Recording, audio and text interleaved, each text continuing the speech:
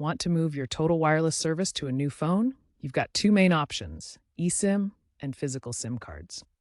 eSIMs are digital, pre-installed in newer phones like iPhone XS and later, and most Androids since 2018. They offer instant activation via the Total Wireless app. Physical SIM cards are the traditional option.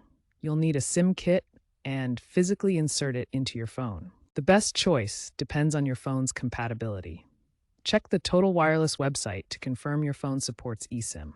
Key takeaway: eSIM is faster and more convenient for compatible devices. First, back up your data from your current phone to ensure nothing is lost during the transfer. For eSIM, activate directly through the Total Wireless app. It will guide you through scanning a QR code and verifying your account. For SIM card, insert the new SIM card into your device. Next, you'll need to port your number, which can take 1 to 24 hours. Keep your old device powered on during this process. Make sure your new phone is unlocked and compatible with Total Wireless. To enhance security, Total Wireless now requires two-factor authentication for number porting to prevent fraud. If you encounter any issues, contact Total Wireless support at 1-866-358-7189.